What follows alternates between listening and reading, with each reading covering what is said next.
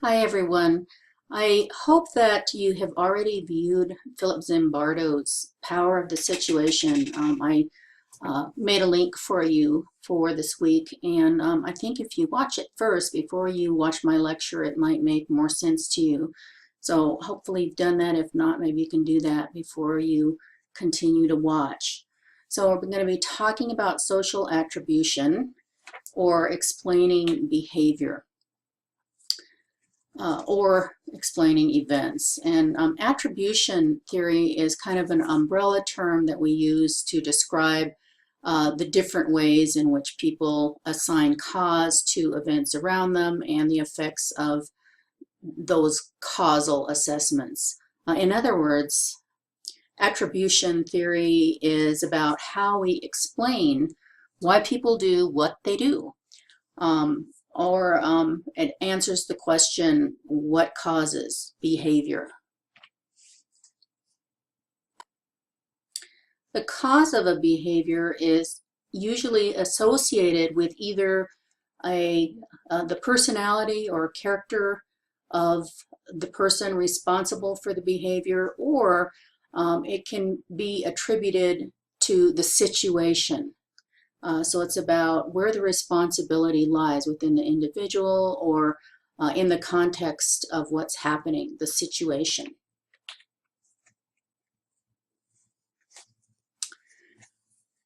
Now, this is really one of the most important chapters, I think, in the whole text, and it's really at the heart of social psychology, I believe, is to kind of grasp an understanding for the power of the situation.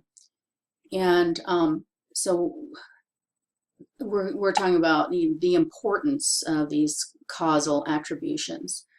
So the type of attribution that is made will influence how you respond to the situation, or the person involved. The example I have here is if you have plans to meet with a friend and they cancel on you, you might think, well, they must not feel very well, or they never would have canceled.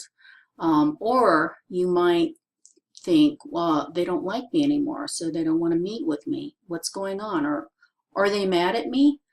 So depending on what you attribute their behavior to, can really change the way you feel about your relationship with them and how you interact with them. Another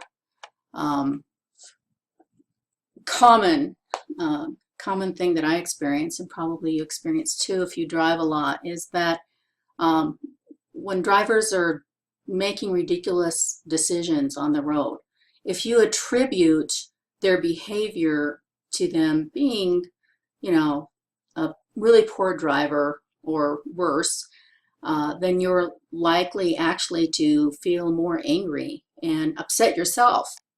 In contrast, if you attribute their behavior to, maybe you notice that they have an out-of-state license and you attribute their behavior to being unfamiliar with the roads, or perhaps you witness someone speeding and you think perhaps they're late to a very important meeting, or there's a life or death situation going on, then you're not going to be as upset.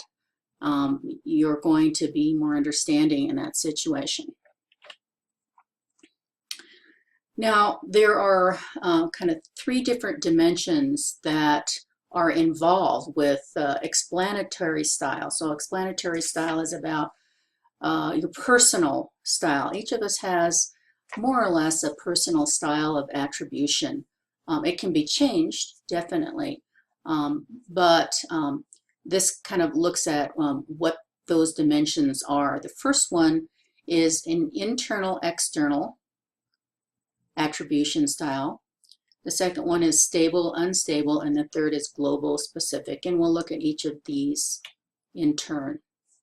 So internal versus external control is the degree to which you attribute the behavior or the situation to yourself or to the situation. So this is about what or who is responsible?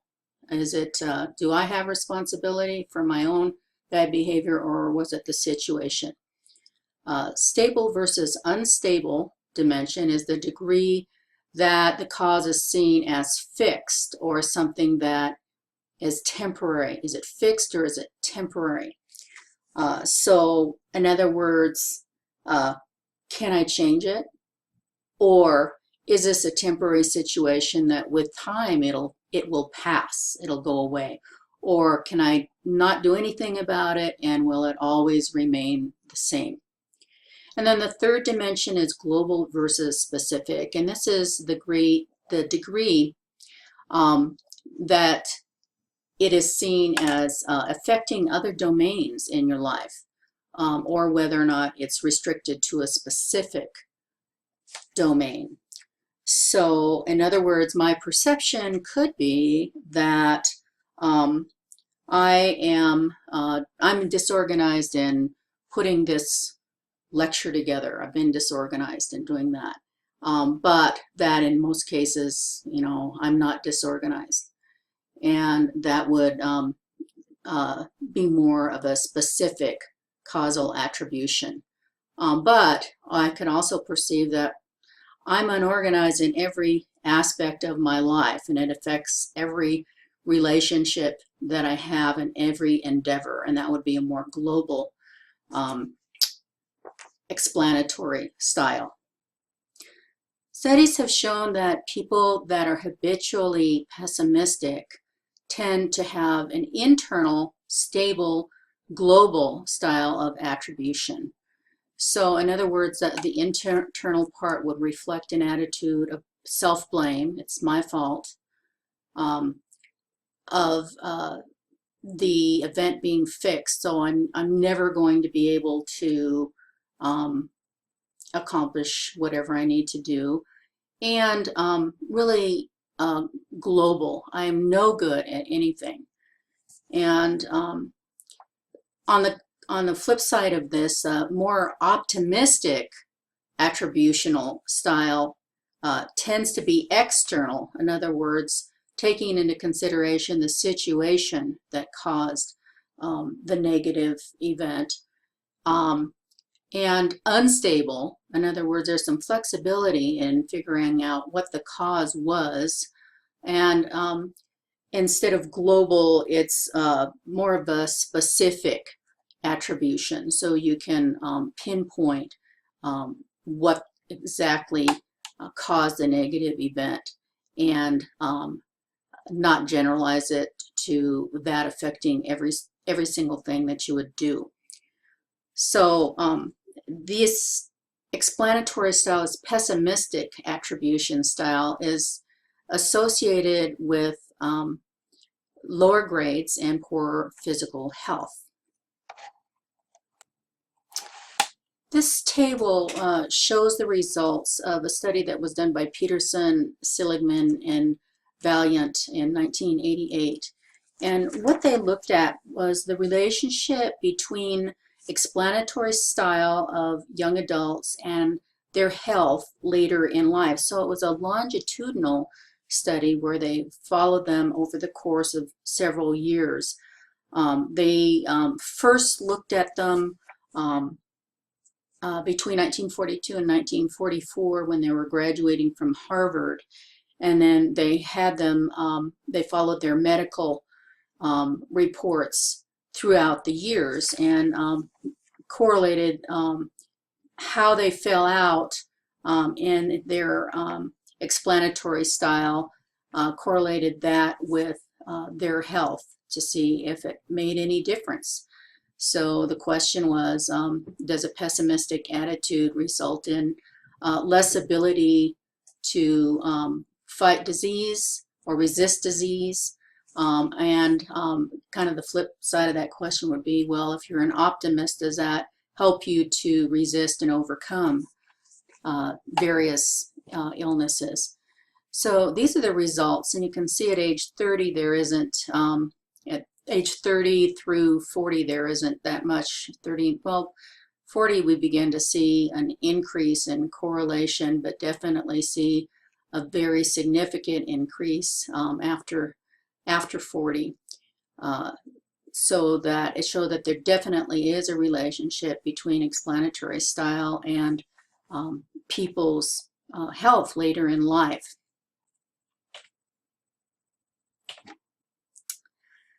So another thing that factors into attribution style is how controllable the event is perceived as. So perceived control is really the term that I associate with this idea of controllability. If you remember Kurt Lewin's experiments with genetically identical rats that he had in 2 different cages, one had the ability to press a bar and escape a shock, a random shock, and he eventually learned how to do that. The other also experienced shock, but it had no escape. And after a while, the rat that had no escape bar simply stops trying to escape it. It is associated with learned helplessness. Perceived he had no control, so that if you took that rat that didn't have the control and put him in the other environment where there was an escape bar, he would not even explore the cage in order to even find out if there's any kind of escape. So how controllable the situation is has a lot of influence on your attribution style as well. There's been shown to be some differences in gender as far as attributional style. For instance, it's been shown that boys are more likely to attribute their failures in school to lack of effort, whereas girls are more likely to attribute their failures to lack of ability. That's probably associated with self-esteem issues, I would think, unfortunately, in our culture.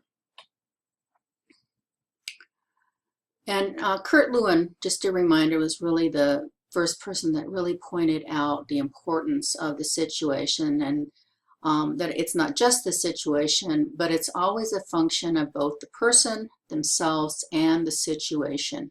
And there's a balance of control. Each situation, each person is different. And what's interesting, though, is that one's perception or one's attribution style has a lot to do with what actually transpires and how the person is affected.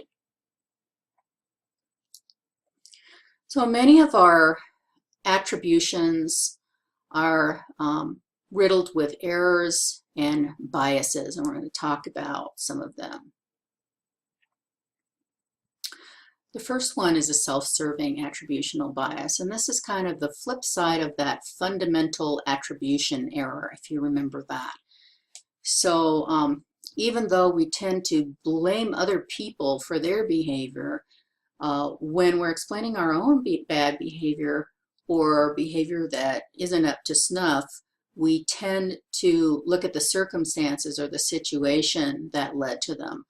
So self-serving attributional bias is a tendency to attribute failure and other bad events to external circumstances, and to attribute success and other good events. When we do something well, we attribute that to ourselves. So that's the self-serving bias.